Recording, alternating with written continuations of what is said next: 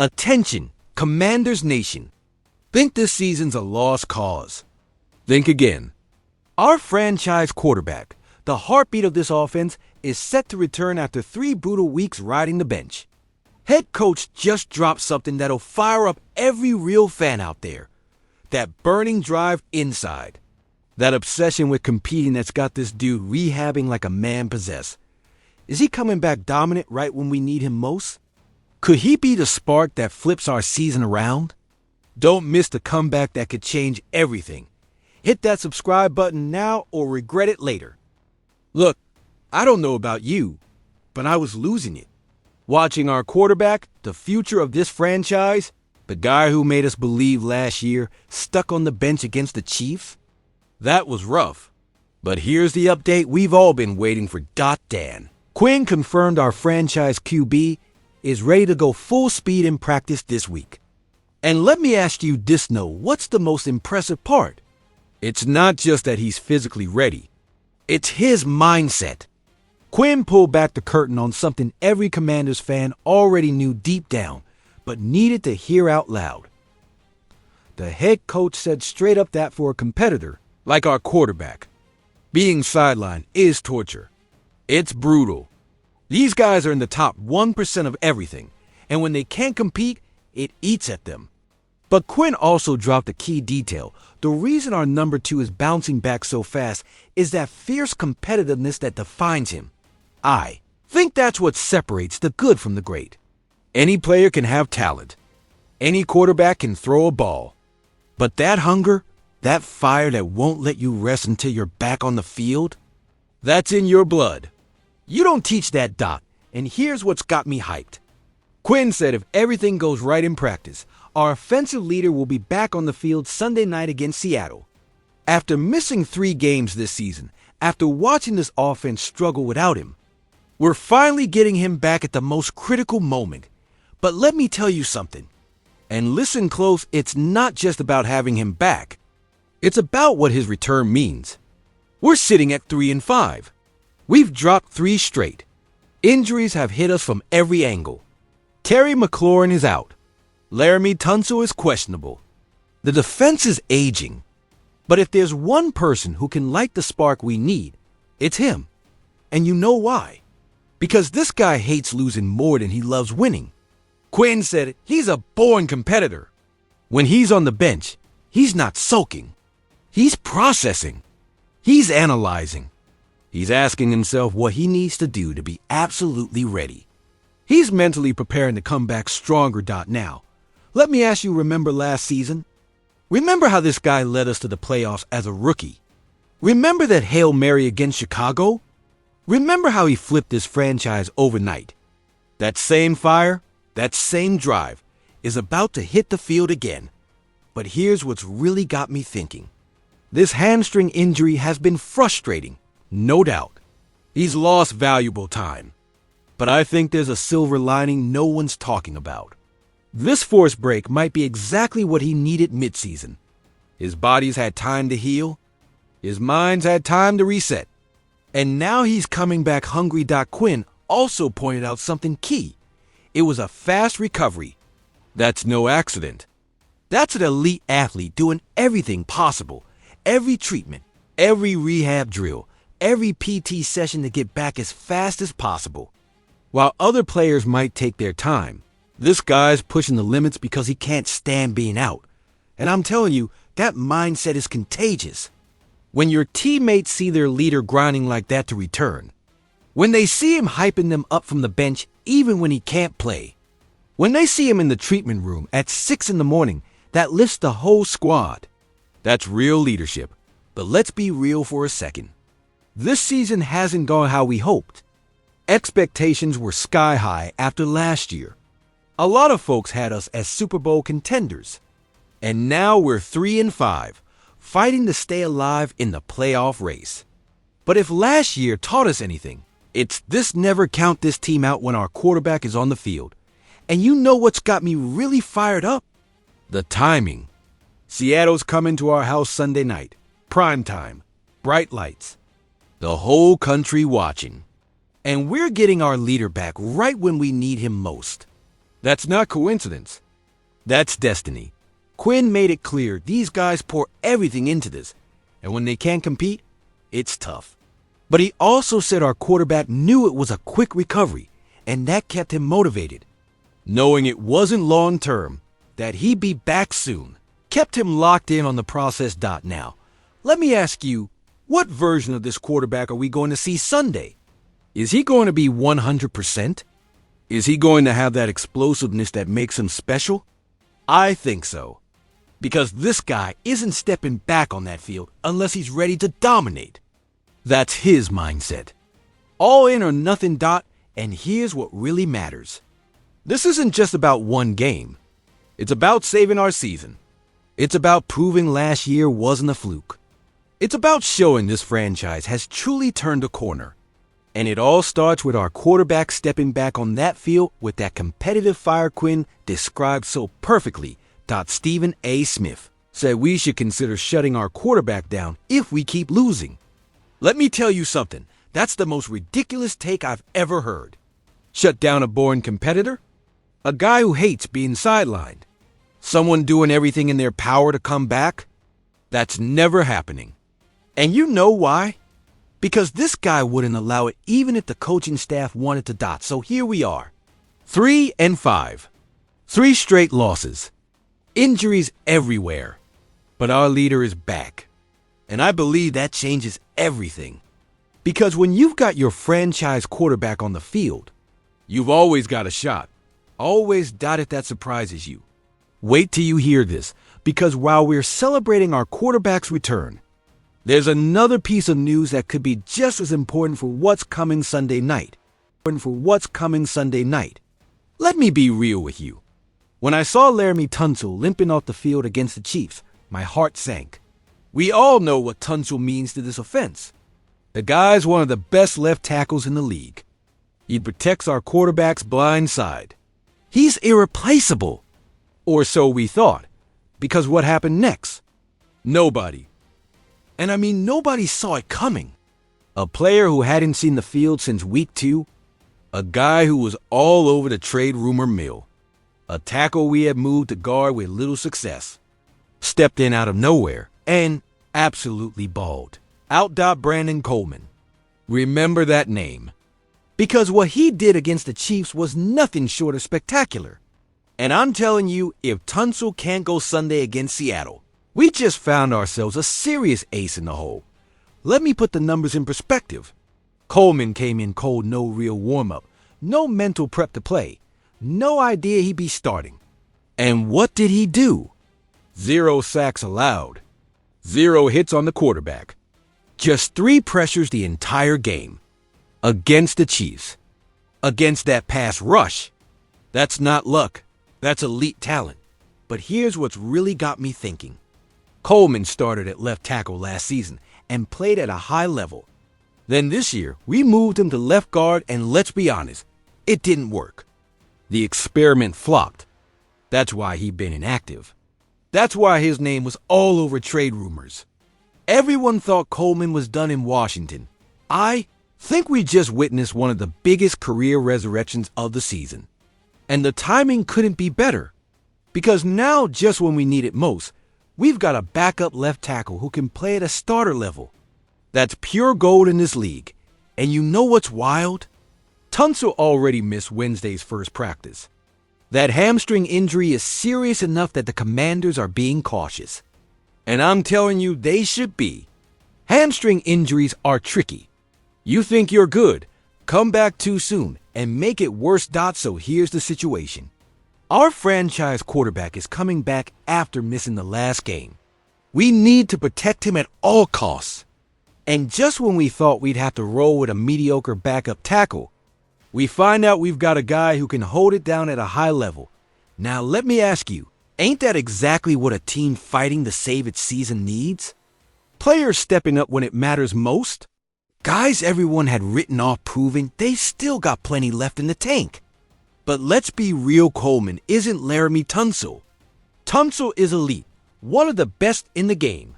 But what Coleman showed against the Chiefs is that he can keep the level high enough that we don't have to overhaul our entire offensive scheme.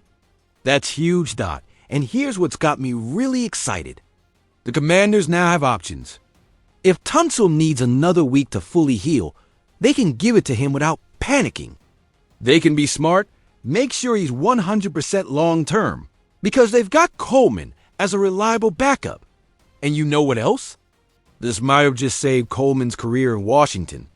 All those trade rumors, all that talk about cutting him, that probably just vanished. Because he proved something crucial. He can contribute to this team. When he's in his natural position, I think there's a big lesson here. Sometimes experiments don't work. Coleman at guard didn't work. But that doesn't mean the player has no value.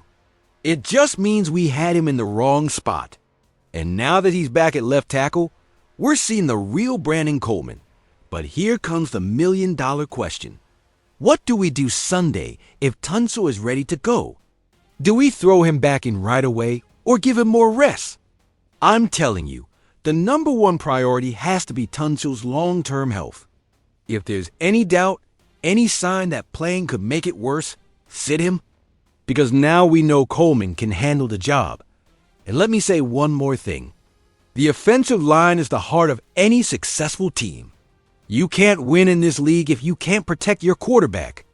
Doesn't matter how talented they are, if they're running for their life every snap, they can't work their magic. That's why what Coleman did is so significant against the Chiefs. One of the best pass rushes in the league, Coleman held his ground. He didn't just survive, he dominated. And that gives our quarterback the confidence to stand tall in the pocket and make his reads without worrying about his blind. Side dot now, let me ask you, how many teams in this league can say they've got 2 left tackles who can play at a starter level? Not many, and we just found out we're one of them. That's a massive competitive edge, especially in a season wrecked by injuries like this one. But let's be honest about something else. This season's been brutal with injuries. Terry McLaurin is out. Tunsil is questionable. We've had multiple edge rushers on IR. The list goes on. But what Coleman did gives us hope that we can weather this storm. That we've got depth in places we didn't think we did. And here's what's really got me thinking about the future. If Coleman keeps playing like this, if he proves he can be a reliable backup left tackle, that completely changes our flexibility in the draft and free agency. We don't have to obsess over O-line depth. We can focus on other needs. I think what we saw against the Chiefs was just the beginning. Coleman's got something to prove. He's got to show it wasn't a fluke, that he can do it week in and week out. And with Tunsil questionable for Sunday, he's going to get that chance right away. So here we are. Our franchise quarterback is back. And now we've discovered we've got a backup left tackle who can protect him at the highest level. If that's not a recipe to flip this season around, I don't know what is. Look, I know everyone's locked in on the Now on Winning Sunday, on saving the season. But there's news breaking that could reshape the future of this defense. And I'm telling you right now, you're not going to like what you're about to hear. John Keane, one of the most respected Commanders insiders out there, just dropped the bomb. He said the team might be open to trade offers for Darren Payne once the season ends. Yeah, you heard that right. Our Pro Bowl defensive tackle, one of the best players on this defense this year, could be on the move this offseason. And here's what's got me thinking, this isn't just wild speculation. Keane's got sources. When he says something like this, there's usually fire behind the smoke. And if Adam Peters is even considering moving Payne, there's got to be some very specific reasons behind it. Let me give you some context. Payne's in the final year of his current deal. And we all remember what happened the last time he was in a contract year. That was back in 2022. 11.5 sacks. Pro Bowl, straight up dominant. Then he got a massive extension. But what happened after that? His production dropped off big time. I think Peters has seen that pattern, and it's got him concerned. Because this year, once again in a contract year, Payne is playing at an elite level. He's flashing that dominant form we hadn't seen since Jonathan Allen was fully healthy. He's been the alpha in that defensive tackle room. And we all know he's playing for another big payday. But here's the question. Peters has to ask, is it worth paying Payne what he's going to ask for? Or is it smarter to cash in on his trade value and use those picks to build for the future? Let's be real. We don't have a second or fourth round pick in 2026. We're hurting for draft capital. And here's what really has me thinking. If the Commanders trade Payne, they save $16.81 million against the cap. Sure, there'd be $11.2 million in dead money, but that cap savings is huge. That's money you could use to sign free agents, extend other key players, build depth. Now, let me ask you, is Payne truly irreplaceable? That's the real question. He's been fantastic this year, no doubt. But is he so special that we can't find similar production for less money? I'm not sure. And clearly, Peters isn't either. But here's what's got me torn. On one hand, I totally get the logic. Payne's shown he plays his best when he's chasing a contract, then drops off. That's a red flag. And giving big money to a player like that is risky. On the other hand, when he's locked in, he's a true difference maker on this defense. And let me say something else. This defense is already aging. Bobby Wagner, even though he had a pick last week, is clearly slowing down. His coverage has been shaky at best. Frankie Louvu's had his struggles too. If you start breaking apart the few pieces that are actually performing, what's left? I think this is going to be the toughest decision Peters has to make this offseason. Because there's no obvious right answer. If you keep Payne and pay him, you risk another drop in production. If you trade him, you lose one of your best defensive players and hope you can replace him. But here's what really caught my attention. Keem said Payne could be moved this offseason. That means it's not a done deal. It means Peters is weighing his options. And that tells me it all comes down to two things. What kind of offers they get, and what Payne wants in his next deal. If another team offers a first-round pick for Payne, I think Peters pulls the trigger without hesitation. With our draft capital situation, that kind of offer is too good to pass up. But if the offers are lukewarm third or fourth rounders, they'd probably try to extend him. And here's the other side of it. If Payne wants $20 million a year, they probably move him. But if he's willing to sign for something more reasonable, say $15 million, maybe they keep him. It all depends on how those negotiations go. Now, while all this is happening with Payne, there's another defensive update that dropped this week. Von Miller, our veteran linebacker, said he's ready to take on a bigger role on third downs. And when asked if he sees his pass rush role increasing, he didn't hesitate. I'm all for it. And I'm telling you, we need to use Miller more. The guy's only got 11 tackles and 8 gains. He's being completely underutilized. And with all our edge rushers on Dorrance Armstrong, Giovanna Jean-Baptiste, Drake Jackson, Dietrich Wise Jr., we need bodies who can get after the quarterback. Miller's got experience. He's got knowledge. And clearly, he's hungry to contribute. So why not give him the shot? Especially in obvious passing situations, where his experience could be the difference between a sack and giving the quarterback. All day to throw. But here's what's really got me thinking about all this. These updates, both the Payne situation and the Miller comments, tell me this defense is at a crossroads. We've got aging vets. We've got young guys like Jordan McGee trying to prove they belong. And we've got some tough calls to make about who's part of the future and who's not. I think Peters is being proactive. He's seeing the problems before they become full-blown crises. And that's exactly what you want from a GM. But it also means we're going to see some major changes on this defense in the coming months. And some of them are going to hurt. Because let's be honest, if they trade Payne, fans are going to be pissed at first. They're going to see one of our best defensive players walk and question the move.